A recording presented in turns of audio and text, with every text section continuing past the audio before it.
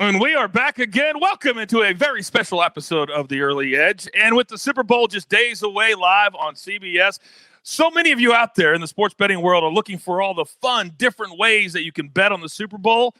And so we thought we'd have a very fun, special episode. And of course, I got to have my man, the maestro, Larry Hartstein, to join me. So Larry, let's bring you in real quick. There are so many, hundreds of ways to bet on the Super Bowl. And I know you've been getting ready for our guest today. How are you? I'm doing great. Let's do it. All right. This man has a brand new book out called You Can't Lose Them All. He's one of the great personalities in all of America, certainly in sports betting. Let's bring him in, certainly Cousin Sal right now. Cousin Sal, welcome to the show. And I know you've got to be ramped up and ready for the Super Bowl, but I want to first ask you about your new book. There was a story in there about seventh grade rec league fixing basketball games. You got to tell me that story and also what you want people to get out of this new book for you. I wonder if the statute of limitations is run on this. Seventh grade, it's been a long time since then.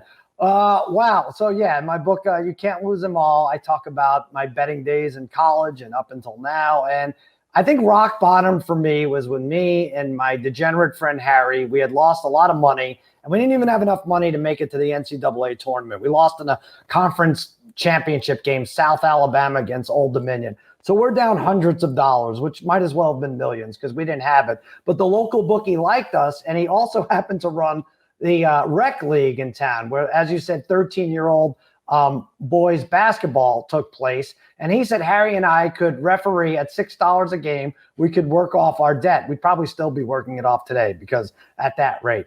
But we couldn't leave well enough alone and appreciate it. Harry and I then became bored and started betting each other on the games, which manifested itself in some really horrible refereeing. And we would call like phantom travels and blocks and turnovers. And the kids were getting mad and the parents were getting mad. And oftentimes they followed us out of the gym. And they could follow us as long as they wanted to because we didn't have a car. We were just walking to our apartment. So eventually the bookie is like, hey, this ain't working out. You guys are going to have to get a shift at the dining hall or something to pay back the debt. And so be it. So that's what that was. Hey, Sal, moving on to a little bit bigger game we've got coming up this Sunday. Who do you like? Is it bigger? I mean, you haven't seen the local record. No. Normally I would hold my opinion to the end of the week, but I like the Bucks. I like the Bucks last week, and I kind of like them this week. And if it goes to 3.5, I'm really going to back them here. And, recency bias is a big problem for sports gamblers. So you like the Chiefs, you love what you saw in their offense, but people convince themselves like this offense has been scoring 45 points all year, and it's not the case. 8 out of 18 games, they were in the 20s. And I think this Bucks defense is playing well enough. They're quick. They got all the guys back at the right time. They could create some trouble from Patrick Mahomes. It's not going to be Kelsey and Hill doing their thing all game. They can keep them in the mid-20s. I think catching 3.5 is a good number, and it doesn't even become about Tom Brady at that point. Mm-hmm. And that hook it's like a light right now, that 3.5. And to back you up, the Chiefs hadn't covered before last Sunday since like week 8. It had been forever since they had won by a game by more than 6 points. But also one of the things, Sal, that the Super Bowl is all about is props and all the hundreds of props. Have you had a chance to look at what's been offered, and have you seen something that you like so far? I have. There's a bunch out there, and I like actually, they have like props on how the FanDuel has like the ball hitting the crossbar and the uprights. You could get like 3-1 odds on that. You have 2 like shaky kickers here, so that could end up hitting. I like either quarterback for MVP. I think that's boring to take, but you're getting like a 60-cent value on that versus just taking the team. I don't see like Hill or Kelsey getting MVP. I really think it goes to Mahomes. And for Tampa Bay, anyone other than Brady has to be a defensive player. But let's see. 4th down conversions. It seems I love that one. It seems like, I'm going no here. I know you like, the yes is minus 430. It's only happened in 3 of the last 8 Super Bowls. If I can get 3-1 odds on that, I would go for it. And then the only other one I would say I love is a tie at halftime and the Chiefs to win the game at 17-1, and a tie at halftime and the Bucks to win the game at 20-1. Take both of those. Game was tied at halftime last year. San Francisco, Kansas City. We've had Rams, New England's 3-0, Patriots, Giants. It's always kind of close, always kind of low scoring, always slow going. So if you can just get to the tie in the first half, you're a winner if you take both. And how about your annual Gary Russell prop bet, obscure Steeler? You could tell the story for our listeners. I gave it out on Simmons yesterday. Yeah, I typically take an unknown player, not a relatively unknown player, and I jump on his prop. And I've taken Henry Hanoski in the past, the Giants fullback. Gary Russell is what started. It was a second string running back. I said he would not score a touchdown for the Steelers. It was minus 150. And not only did he score a touchdown, he scored the first touchdown, and they gave him 3 shots at the goal line before he actually got the touchdown. And as a result, a man and a woman were at a Super Bowl party. Gary Russell scores. They both start laughing from across the room, and they talk like, hey, what are you laughing about? Like, well, Cousin Sal gave it out on the pod. Like, yeah, that's what I'm laughing about. That they since got married. They didn't know each other before that day. And Gary Russell and my dumb prop brought them together. This year, Ricky Seals-Jones, 70-1 odds to get the last reception for the Kansas City Chiefs. Maybe in mop-up fashion. I don't know how it happens, but 70-1, I'm taking on that one.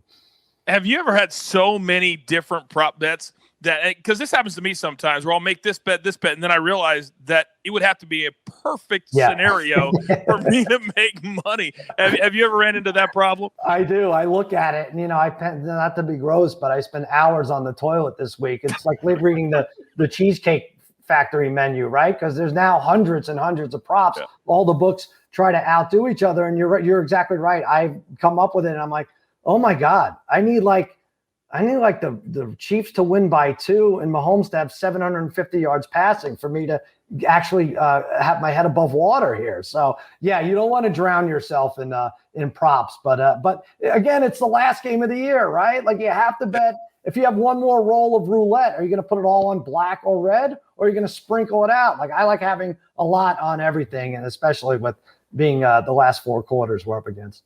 Do people come up to you and tell you their bad beat stories? And what is your biggest or worst bad beat?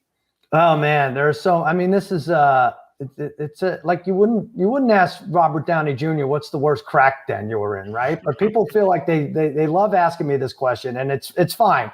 There are so many. I would say it's always a dumb thing, like a hot dog eating contest. I bet you can't bet Joey Chestnut because he's a prohibitive favorite. You got to bet like $10 to win $1. So I bet under 72.5 hot dogs consumed by Joey Chestnut.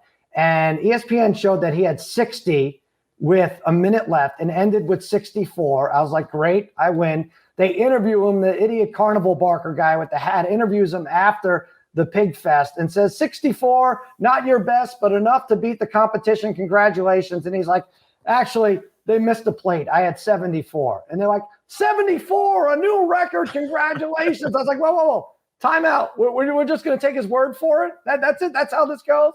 Steph Curry could say he had 40 points instead of 30 when he's talking to Doris Burke. And then there's a game 7 as a result. So they didn't look into this. They didn't manage it. That's probably my worst loss, when I was actually given a win and then taken away from me. When you look at now with Mahomes and Brady, and you could argue that in our lifetime, these will be the 2 biggest stars that the NFL will ever have. What do you think the odds would be if Mahomes wins on Sunday? Because that 6 seems like unattainable. What do you think the odds will be that Mahomes can catch Brady in the Super Bowls? And I'm sure books are going to have it. Just catch him as in terms of the 6 or in terms of being labeled the greatest? Just get into the 6. It's tough because when he signed that 10-year deal, they had over/under. Some books had over/under at 2 Super Bowls that he's going to win in that 10-year stretch. And that, like you said, that puts him halfway there. It's insane that he has to. But because he's such a gifted specimen, I think he'll be in the conversation if he has 3 or 4. Because he dazzles you, right? He plays 3 sports at once. He's a point guard. Obviously, he's a quarterback, and he's a baseball player, just like his old man, slinging like a shortstop, starting a double play, underhanding the ball to Kelsey at the 2. So he's so much fun to watch. He plays Harlem Globetrotter style offense that I think if he got to 4, he'd be in the conversation of the greatest ever. But yeah, I agree with you. he needs this one to get it going, right?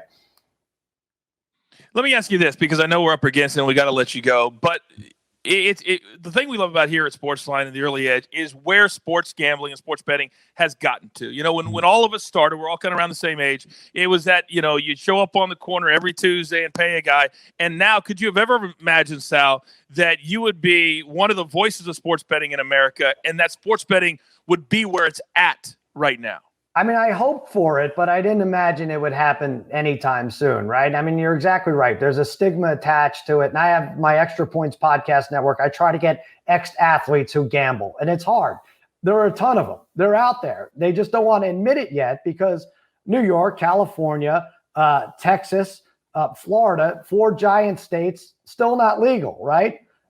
Little by little, it's becoming more kosher.